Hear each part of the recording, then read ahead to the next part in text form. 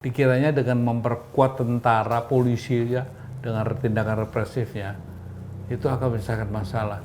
Saya punya pengalaman ya, itu di 98. Kalau rakyat sudah marah, sudah pada ketakutan itu, percaya deh. Kalau istilah revolusi enggak lah, saya nggak pakai itu. Karena apa? Karena nggak mungkin lah. Siapa yang mau memimpin revolusinya? Terus apa yang ditawarkan oleh kelompok yang mengaku revolusi? Yang ada chaos. Jadi nantinya chaos ini mengerikan sekali. Kenapa ya? Jadi kalau nanti ada rakyat marah, jangan kaget loh ya, jangan kaget gitu ya. Bahwa tiba-tiba sekarang kan diam-diam di Indonesia kan gitu, tiba-tiba gitu. Bukan ada triggernya ya. Ini udah terakumulasi, cuman belum ada trigger gitu ya. Saya tidak berharap ya, tapi saya khawatir kalau begitu terus-terusan Pak Prabowo itu menantang rakyat untuk bangkit. Akhirnya, Om, thank you ya datang lagi ya. Welcome Om. Udah berapa purnama, gue kangen Legend. banget sama, iya makanya kangen banget sama Om Legendnya Eros. Indonesia. Om, nih tak undang nih, kita Ya. mau ngobrol-ngobrol mengenai ini loh, lagi rame nih. Undang-undang KPK tiba-tiba nih Pak Jokowi kayaknya nih, kayak Jokowi lempar isu ke DPR, cuci tangan. Yang lagi Kayak gini. Kalau sebenarnya betul kalau boleh jujur ya, Yeah. bosan juga ngomongin Jokowi ini. Nah kalau dia mau cuci tangan, memang harus. Kenapa? Kenapa gitu Om? Karena tangannya terlalu kotor. Jadi dia emang harus cuci tangan. Nah ini ada juga ya, banyak anak muda yang tidak mengerti apa-apa. Hanya secara emosional ya. Seolah dia bikin ini, udah bikin apa. Dan ya kita nggak boleh marah memang begitu ya. Dan juga mereka pendukung, ada kan pendukung setia yang gimana, ya nggak apa-apa lah. Bagi saya silakan aja. Kalau saya perlu angka aja. Ya, contohnya sekarang gini, ayo deh kita tenang, jangan marah-marah gitu ya. Dulu Bush waktu bikin janjinya apa yo? Tidak pakai APBN. Nah, satu IKN gimana? Tidak pakai APBN. Oke, udah kita urutin aja ya. Iya. Terus bagus, banyak juga infrastruktur yang memang keren-keren. Tapi ini nggak hitung. Sekarang sampai nembus ya utang kita nih. Banyak Jokowinya juga loh. 9.000 plus. Sampai 9.000 dong. Ya, Iya. 9.000 triliun Belum sekian. dihitung plus BUMN. Nah, jadi maksud saya wajar-wajar aja kalau dia sekarang ya mencoba cuci sana cuci sini. Cuman satu yang dilupain, jejak digital kan nggak bisa hilang, ya kan? Waktu dia bilang saya tidak ikut-ikutan kok KPK kalau nggak salah gitu ya. Betul, Ya. iya. Sementara praktek itu seknanya loh ya bilang ya Presiden sudah memeriksa dan sudah memberikan kembali ke DPR, ya kan? Itu ada jejak digital. Ada jejak digitalnya. Jadi sebetulnya apa ya? Ya mungkin ya dia pikir ini zaman ketoprak-ketoprakan dulu.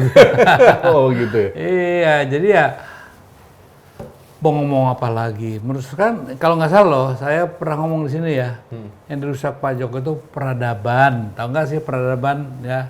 Kalau orang udah nggak punya adab itu susah ya. Jadi peradaban itu penting. Nah sekarang anak-anak muda ini kan taunya ya kan dicekokin oleh buzzer-buzzer gitu ya, yang bilang bahwa pokoknya bahkan ada nih seorang PhD loh ya bilang katanya dia sudah seperti setengah nabi gitu ya. Waduh. Waduh, jadi kan memang apa ya, sebegitu kenyakah kerusakan kita sebagai bangsa gitu ya. Ya kalau dia bagus harus kita bilang bagus dong. Ya. Tapi kalau salah bilang juga salah dong ya. Ini ada upaya untuk menghapus jejaknya beliau nggak sih sebetulnya dia sampai ngomong begitu? Lempar. Ya nggak apa-apa, silahkan aja. Tapi kan kita punya catatan, ya.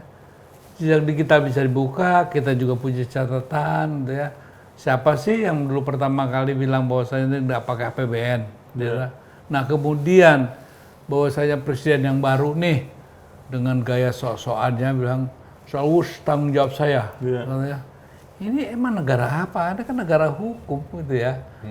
Terus kemudian tiba-tiba kok loh ke APBN lagi ya, ke APBN lagi yang bayarin. Ini kan nggak benar berarti, kayak gitu. Om, Jokowi itu kan dulu dikenal sebagai ya tokoh harapan rakyat yang datang dari rakyat. Tapi sekarang ini kan lagi rame UU KPK direvisi, ternyata ada campur tangan beliau lah menurut yang saya baca dari berbagai media. Apakah menurut beliau tuh masih bisa disebut sebagai ya presiden reformasi lah. Siapa? Jokowi, reformis lah. Sudah nggak ada jejaknya atau setelah sekarang kan waktu yang membuktikan. Gini aja lah ya. Kita tidak usah pakai julukan apa-apa. Yang penting satu hal yang jelas-jelas nyata bahwa bangsa ini ya terbebani sekian masalah. Tidak hanya utang loh ya, Iya. moral ya, juga intelektual ya, terus ya sosial peradaban. Kebudayaan kita kan hancur-hancuran sebagai manusia Indonesia gitu ya. Sekarang bayangkan aja ya, apa sih yang sebetulnya kita banggakan lagi sebagai bangsa ya, dengan kemampuan bangsa kita yang hanya dalam satu level seolah-olah gitu ya, hanya karena diomongin aja, ya kan, wah keren ini gini, padahal kan realitasnya kan kayak gitu loh ya. Maksudnya di BOP ini Lu atau di mana konteksnya? apapun lah ya, yang kita orang kan banyak bilang bahwa wah Pak Jokowi itu hebat membangun ini, membangun itu, ya iya ngerti gitu ya. Tapi kan kalau seorang pemimpin yang visioner, dia juga harus tahu ke depannya gimana gitu. Apa yang akan diakibatkan dengan pembangunan ini dan seterusnya gitu ya. Apakah hanya kebanggaan punya Bush gitu ya, dianggap sebagai satu negara yang modern? Ya enggak dong, manusianya ya toh. SDM-nya ya Om ya? Lu ya SDM-nya dong, kalau manusianya kardus kayak sekarang ini. Kebutuhan dasar aja belum terpenuhi yaitu pendidikan. Iya, contohnya sekarang kan sampai orang percaya bahwa anak-anak dikasih makan itu akan mencerdaskan gitu ya. Sedangkan kan banyak faktor, tidak hanya Makanan ya. kalau orang Kristen bilang ya, man doesn't live by bread alone. Gitu. Jadi orang hidup tidak hanya dengan roti ya, tapi banyak faktor gitu loh ya. Nah, yang saya sedih tuh kenapa semuanya jadi begini? Karena diantar ke sana ya. Contohnya dari sekarang pemerintah sebelumnya iya dong. Ya sekarang kita Pak Jokowi ya.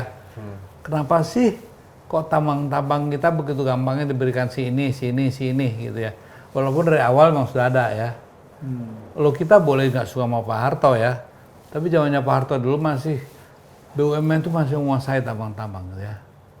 Nah sekarang sudahlah kekuatan itu, jadi kekuatan negara ini masa nggak sadar sih gitu ya. Kalau saya ngomong gini nanti dikira benci sama ras tertentu, ya enggak lah ya. Ya nggak bisa juga dong disalahin ya. Kayak contohnya ada nama tertentu ya dari ras tertentu. Dan dia bisa begitu siapa? Kan karena pejabat-pejabat kita yang memang tidak sadar, tidak mengerti tujuan bangsa Indonesia, merdeka itu apa tuh nggak ngerti. Makanya seenaknya aja. Jadi saya sih bukan Karena dianggap gini Om, kesempatan ketika sedang berkuasa kan, bukan ya, amanah. dan biasanya itu ada kecenderungan nih ya. Gini nih, coba lihat deh orang-orang yang berkuasa di Indonesia, kemudian seolah-olah dia itu yang punya Indonesia gitu. Kan ada kecenderungan itu kan ya. Iya. Nah, dari mulai presiden siapa sampai akhirnya presiden kita terakhir ini juga begitu kan. Dikiranya negara ini punya dia gitu. Jadi seenaknya aja gitu. Contohnya dia bikin tanda tangan atas nama bangsa Indonesia ya di Amerika. Ya, itu data-data kita nih sebagai negara harus diberikan kepada Amerika. Ini kan kedaulatan bangsa di mana dong kalau gitu caranya. Jadi banyak hal lah sebetulnya yang membuat kita itu jadi di persimpangan. Ya dipimpin Pak Jokowi itu bangsa kita di persimpangan. Persimpangan itu ada batu, kesini bagus, kesini jurang gitu kan ya. Nah kalau kita lihat kok ke jurangnya lebih deket nih gitu ya. Kayak gitu.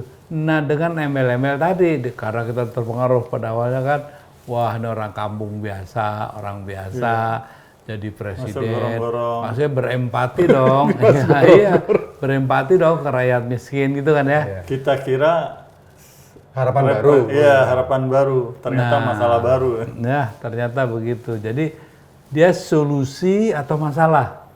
Ternyata dia bukan solusi, dia masalah gitu. Nah dengan dia melempar seperti itu tuh sebetulnya dia itu lagi cuci tangan atau dia perhitungan politik baru nih? Karena kan dia harus begitu. Karena dia yakin banyak buzzer yang akan menolong ya. Tapi dia lupa banyak juga orang yang juga punya catatan juga gitu ya.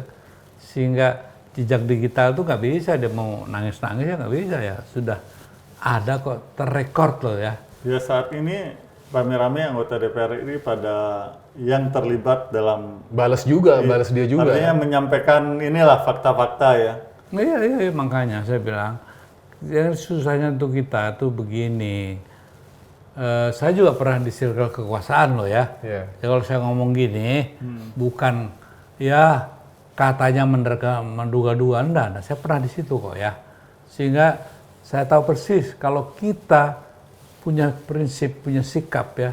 Saya alhamdulillah ya bisa ditanyakan tanya siapa Antoni Salim tuh ya, tuh Usman Danamon, tuh Prayogo Pangestu, bisa nggak dia jawab saya gitu ya kan. Nah, kalau kita bisa bebaskan dari situ, kita bisa ngomong apa aja. Nggak ada beban ya Om? Nggak ada beban. Nah sekarang ini gimana pejabat kita mau ngomong gitu kalau dia juga nerima juga gitu ya. Sehingga katakanlah kalau sekarang dengar wah saya akan sikat tuh naga 9, come on. Naga. Dan bercanda deh lo gitu ya. Lo dapat itu dari mana kan gitu ya.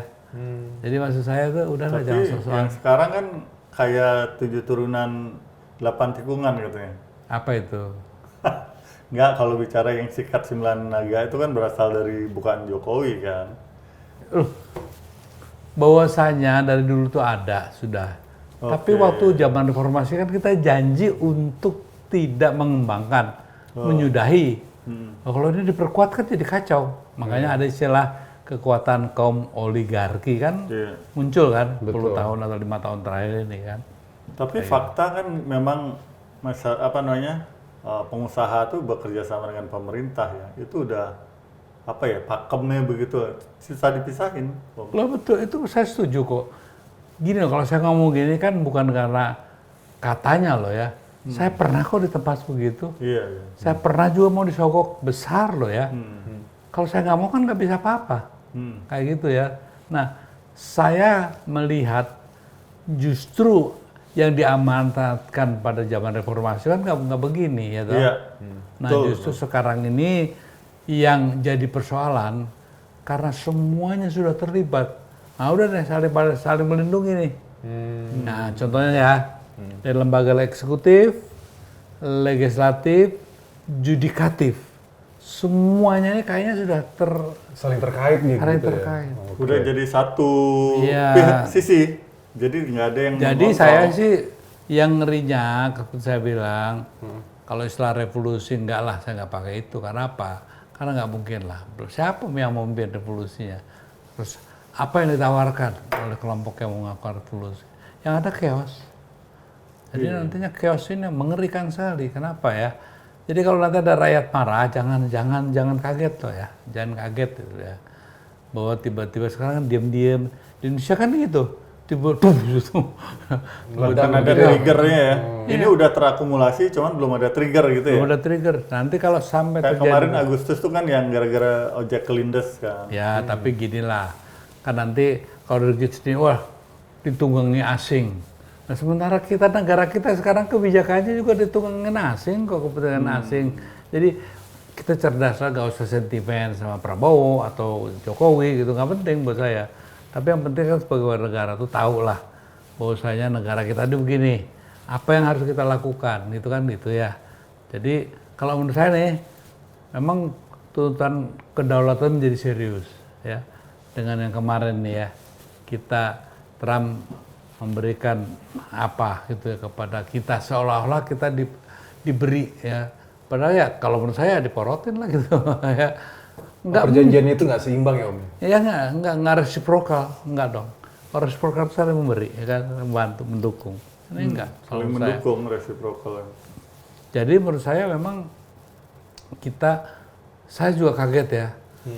Izin siapa yang izin? Kok DPR diam aja nih, gitu kan? Ya itu dia. Masa warga-warga data-data ya dengan atas nama perdagangan loh, data kita sebagai warga harus diberikan pada Amerika. Kalau Amerika musuhin contohnya siapa? Musuhin Malaysia gitu, harus ikut musuhin Malaysia. Kalau dia atau Cina, malah kita nggak boleh. Pokoknya harus apapun yang dinafiskan oleh Amerika sebagai apa ya kita harus ikut, itu perjanjiannya. Tapi kan gini, saya sendiri ngomong gini apakah sah? Saya dapat informasi yang saya rasa cukup akurat dari para peneliti dan para juga pengamat ya. Nah, memang sahnya itu kalau saya sudah baca sepenuhnya ya.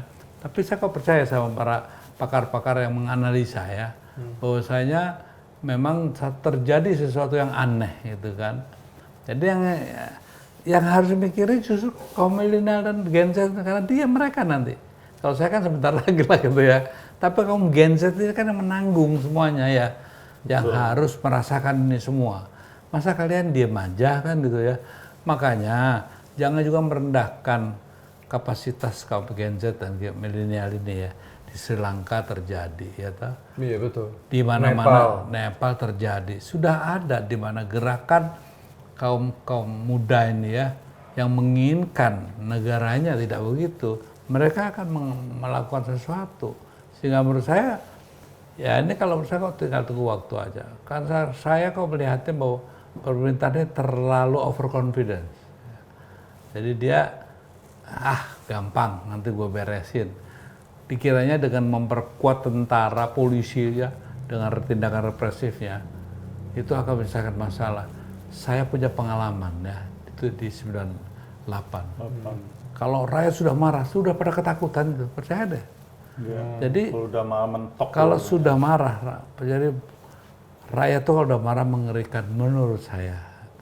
Sehingga ya kalau sekarang merasa menganggap enteng rakyat, suara ngomong begini didimin aja, ya saya tidak berharap ya, tapi saya khawatir kalau begini terus-terusan Pak Prabowo itu menantang rakyat untuk bangkit, menantang rakyat untuk bangun. Cuman level kepuasan survei 79,9 ya Ya itu kata siapa gitu.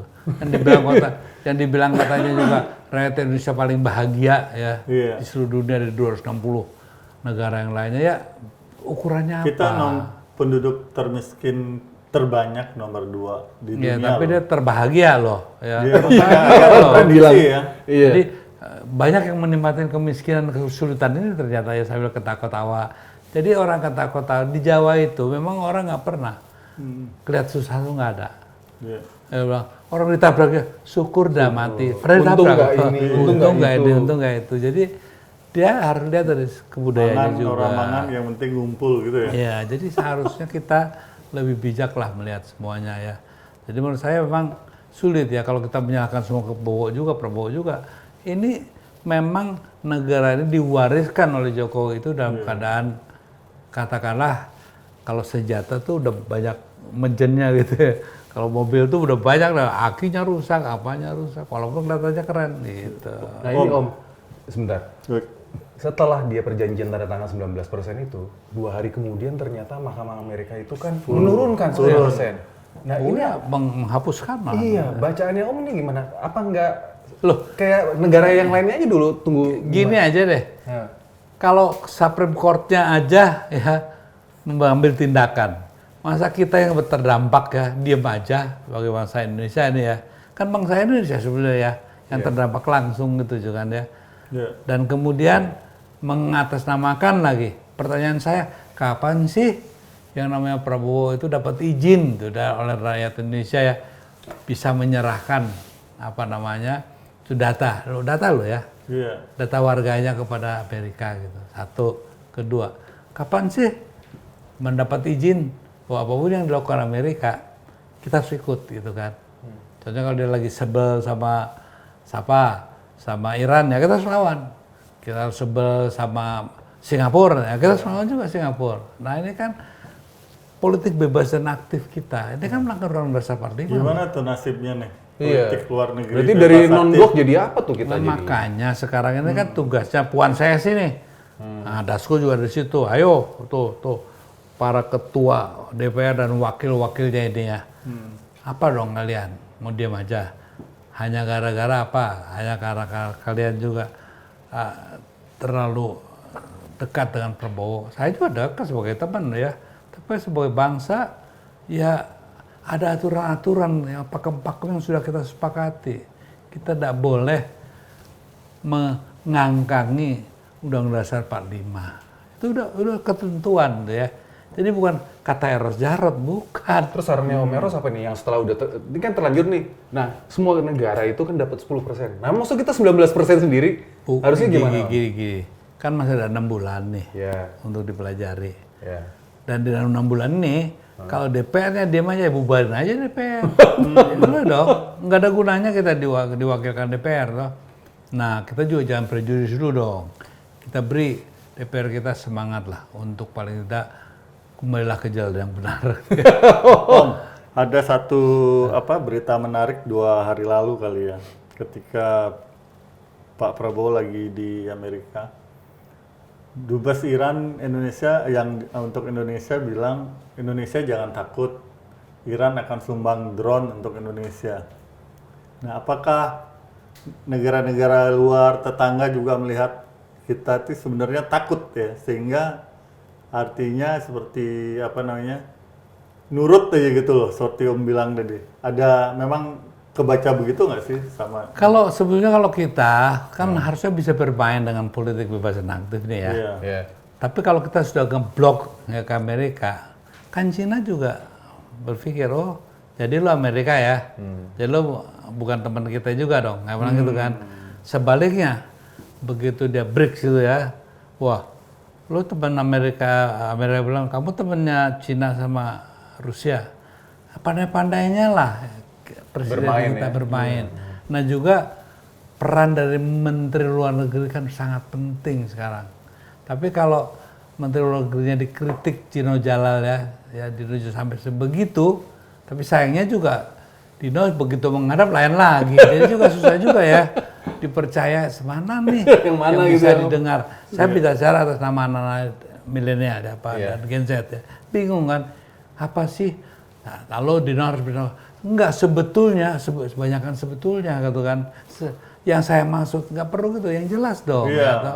Nah sehingga arah kita itu sebagai bangsa itu jelas. Jadi maksud saya memang susah ya. Kalau kita cuma dengan kebencian, memang nggak bener sih ya. Kalau saya contohnya ngomong gini karena benci sama Prabowo. Sebenarnya ya bukan kebencian sih, malah kecintaan terhadap negara ini yang menimbulkan kepedulian gitu kan. Justru itu makanya saya cuma ngingetin loh, hati-hati loh, bangsa ini sudah ada pakemnya. Kita tidak boleh ngangkangin yang namanya Undang Dasar 45. Sudah di preambulnya itu jelas ya, bahwa kita harus peran aktif dalam perdamaian betul, tapi tanpa melanggar pakem dasarnya dong ya, atau bahwa kita kan penjalan politik bebas aktif, tidak berpihak, tidak memihak ya ke satu kekuatan inti di dunia ini gitu ya. Contohnya kita nggak berpihak ke Amerika pun. Harusnya tetap non-blok ya. Malah mungkin dipakai ngeles juga bisa sebenarnya. Iya, harusnya kan begitu. Pinter-pinter berdansa. Iya. Justru kan yang paling penting, kenapa kita harus bermain di gendang lawan? Kenapa kita bikin gendang sendiri supaya lawan yang justru tertarik untuk menari di gendang kita kan gitu ya. Itu kan, tapi ya mungkin ini kan kualitas ya. Kualitas kepemimpinan nasional ya, yang sekarang jadi sedang diuji. Terakhir nih Om, saran sebagai tokoh senior ke Pak Prabowo deh. Teman muda nih, atas langkah-langkah terakhirnya itu apa sih Om? Ya itu justru saya pikir apa nggak ada penasehat di samping-sampingnya siapa sih gitu ya, kok sampai seperti ini gitu ya, masa sih nggak tahu gitu ya, bahwa baca nggak sih gitu ya. Saya tahu kita bukan sekolah hukum ya, tapi masa nggak ada lawyer yang hebat gitu ya, yang bisa ngasih tahu dia gitu ya. Kalau saya dengan catatan loh ya, saya akui saya belum baca ya 40 berapa halaman tuh ya, tapi kan banyak para pakar dan para ahli. Ini terakhir saya baca orang yang sekolah di Utrecht tuh ya, dia membaca, dia bedah semuanya, dan memang kalau menurut saya nggak yakin bedahnya itu karena sentimen sama Prabowo ya, tapi dia memberikan fakta-fakta ya, yang sebetulnya harus jadi catatan kita sebagai bangsa. Masa bangsa Indonesia berkewajiban apapun nanti kalau Amerika ngambek ke sana kita harus ikut gitu kan. Iya, bahaya itu. Terus kedua juga bagaimana sebetulnya data yang sangat penting loh ya. Ini data dagang loh ya. Benar. Bahkan semua data kita, data Eros Jarot semuanya ya, ada semua di sana. Nah kita belum tahu perkembangan teknologi. Siapa tahu lewat data itu nanti bisa masuk kutu kayak kuman kayak apa, saya nggak tahu. Belum tahu. Jualan database berarti ya Om? Iya dong, kan itu kan perkembangan ke depannya ya. Itu kan harus kita lihat ada visioner dong ya. Dengan data itu mungkin bisa membuat sesuatu, apakah DNA-nya apa nggak ngerti lah ya. Dengan perkembangan yang lebih lanjut ke Zaman depan. ini kan big data mungkin itu menjadi ART kan, agreement reciprocal tuh. Iya, tapi satu hal ya, kalau umpamanya nanti dengan alasan sebetulnya kita juga mendatangkan, kita bisa keluar loh kapan aja. Udah deh sekarang sederhana aja gitu kan ya. Emang keluar gampang gitu kan gitu ya. Sekarang Anda sudah terikat, contohnya direktur CAE nih ya. Kan itu kalau kita nggak suka kita keluar aja, enak bisa. Emang enak. Emang enak gitu ya, nggak mungkin lah. Karena kita sudah man who knew too much kan berarti kan ya. Jadi harus mau nggak mau ke sana.